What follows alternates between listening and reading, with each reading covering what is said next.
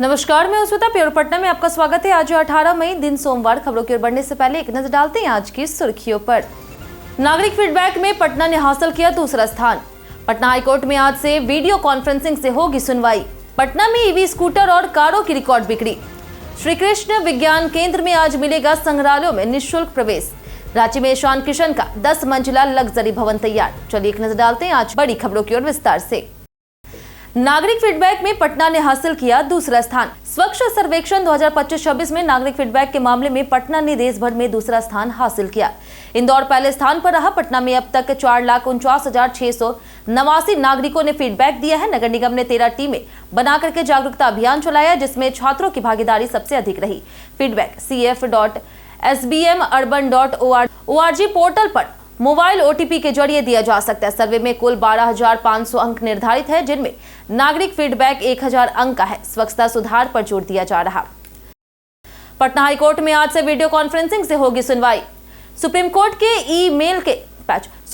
Email के आलोक में Patna high court ने नए एसओपी लागू करने का निर्णय लिया है। आज से 4 जून तक सभी कार्य दिवसों में सूचीबद्ध मामलों की सुनवाई केवल वीडियो कॉन्फ्रेंसिंग के माध्यम से होगी। ई फाइलिंग अनिवार्य की गई है और वकीलों को ऑनलाइन उपस्थिति होने की अनुमति दी गई है। कोर्ट लिंक रोजाना वेबसाइट पर उपलब्ध होगा। अधिवक्ताओं को अनावश्यक रूप से कोर्ट न आने, ड्रेस कोड का पालन करने और मोबाइल साइलेंट रखने के निर्देश दिए गए। रिकॉर्डिंग पूरी तरह प्रतिबंधित रहेगी। पटना में ईवी स्कूटर और कारों की रिकॉर्ड बिक्री। पटना समेत शहरों में इलेक्ट्रिक वाहनों की मांग तेज हो गई है। पेट्रोल डीजल की बढ़ती कीमत, कम मेंटेनेंस खर्च और सरकारी प्रोत्साहन के कारण लोग ईवी की ओर आकर्षित हो रहे। बाजार में 2 पहिया और 4 पहिया ईवी की बिक्री में भारी उछाल देखा जा रहा है। कई कंपनियां मांग के अनुसार वाहन उपलब्ध नहीं करा पा रही। स्कूटर से लेकर के कार तक की बुकिंग बढ़ी है। लग्जरी पैच, चार्जिंग सुविधा, लंबी रेंज और आसान फाइनेंस विकल्पों ने ईवी की लोकप्रियता को और बढ़ा दिया है। पटना में गंगा रिवर फ्रंट परियोजना से बदलेगा शहर का स्वरूप।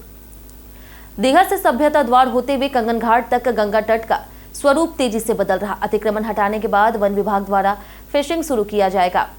करीब 7 किलोमीटर लंबे इस क्षेत्र को 330 करोड़ रुपए की लागत से आधुनिक पर्यटन और रिवर फ्रंट जोन के रूप में विकसित किया जा रहा। इसमें walking zone, open gym, botanical garden और मनोरंजन सुविधाएं शामिल होगी। जेपी गंगा पथ से जुड़ाव, बिहार गौरव उद्यान और जेपी समाधि स्थल भी प्रमुख आकर्षण बनेंगे। पटना में 2,986 ब्लॉकों में जनगणना कार्य जारी। जनगणना 2027 के प्रथम चरण के तहत पटना नगर निगम क्षेत्र में मकान सूचीकरण और गणना का कार्य तेजी से चल रहा। नगर आयुक्त की अध्यक्षता में गठित समिति नियमित समीक्षा कर रही। पाटलिपुत्र, नूतन राजधानी, बांकीपुर और कंकड़बाग अंचलों में कार्य की प्रगति की समीक्षा की गई। तकनीकी समस्याओं और डेटा अपलोडिंग पर प्रशिक्षण भी दिया गया। कुल 2,986 गणना ब्लॉकों में काम हो रहा, जिनमें से 563 पर्यवेक्षक तैनात है। कुल ब्लॉकों में कार्य धीमा पाया गया, जिससे तेज करने के निर्देश दिए गए। जून में बिहार सरकार को मिलेंगे 2 नए। बिहार सरकार ने स्वास्थ्य मंत्री निशांत कुमार और पंचायती राज मंत्री दीपक प्रकाश को जून में विधान परिषद की सदस्यता मिलने की संभावना है। दोनों फिलहाल किसी सदन के सदस्य नहीं है। बिहार विधान परिषद की 10 सीटों पर चुनाव होना है, जिनका कार्यकाल 28 जून को समाप्त हो रहा है। इनमें मुख्यमंत्री, उप मुख्यमंत्री और अन्य दलों की सीटें शामिल है। चुनाव प्रक्रिया 20 दिनों में पूरी होगी और इसमें सिर्फ विधायक मतदान करेंगे। आयोग जल्द चुनाव कार्य जारी करेगा। पटना मेडिकल कॉलेज में एमबीबीएस आंतरिक परीक्षा रद्द।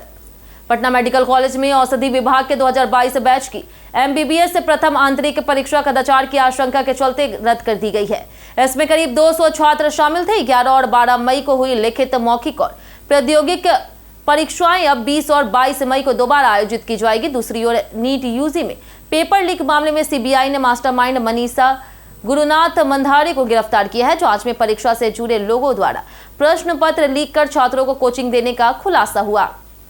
श्री कृष्ण विज्ञान केंद्र में आज मिलेगा संग्रहालयों में निःशुल्क प्रवेश। अंतर्राष्ट्रीय संग्रहालय दिवस के अवसर पर आज श्री कृष्ण विज्ञान केंद्र में सभी संग्रहालय दीर्घाओं में आगंतुकों के लिए निःशुल्क प्रवेश की व्यवस्था की गई है। इस दौरान विशेष कार्यक्रमों का आयोजन होगा, जिनमें लोकप्रिय व्याख्यान और खुली प्रश्नोत्तरी प्रतियोगिता शामिल है। एक विभाजित दुनिया को एकजुट करने वाले संग्रहालय विषय पर कार्यक्रम आयोजित किया जाएगा। कक्षा 6 से लेकर के 10 तक के छात्रों के लिए प्रश्नोत्तरी और विशेषज्ञों द्वारा व्याख्यान रखा गया है। इसका उद्देश्य संग्रहालयों की सामाजिक सांस्कृतिक भूमिका को बढ़ावा देना है। आशीष कुमार सिंह बने Patna traffic DSP.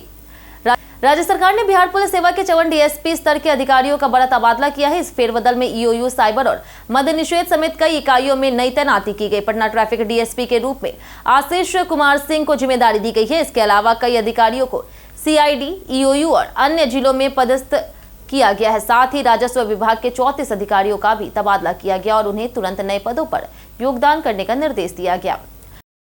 Panic buying से पेट्रोल पंपों पर लगी लंबी कतारें।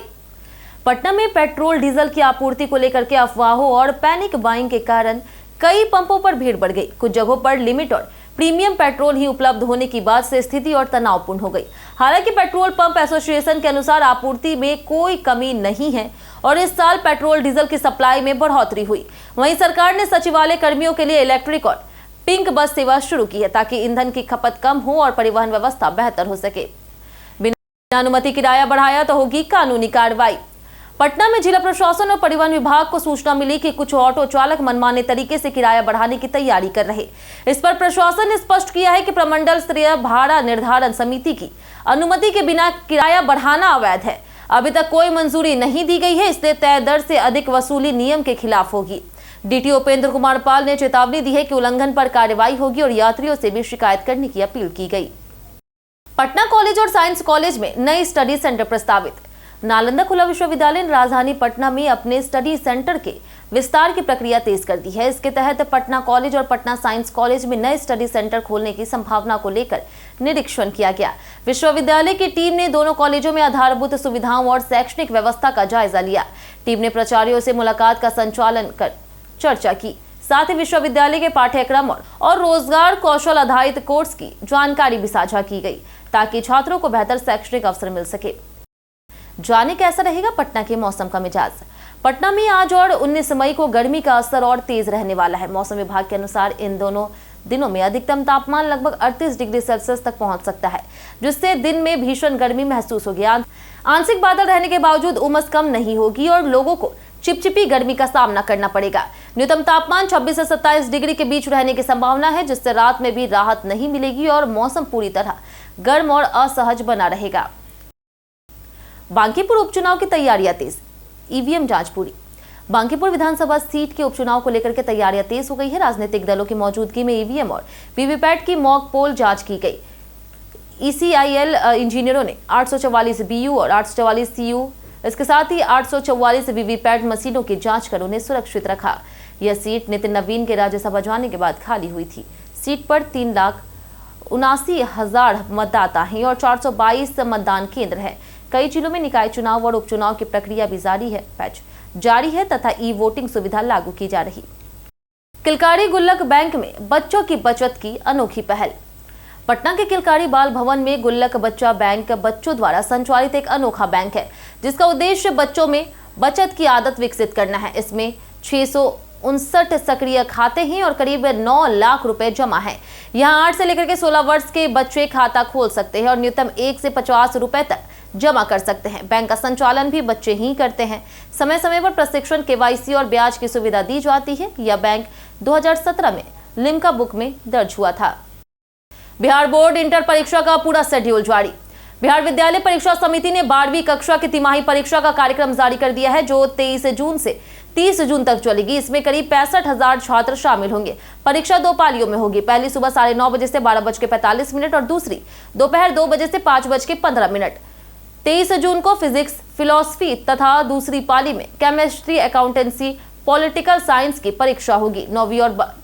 9वीं 10वीं की परीक्षा 26 से 28 जून तक 2 पालियों में आयोजित की जाएगी। पिंटू कुमार हत्याकांड में आरोपी गिरफ्तार।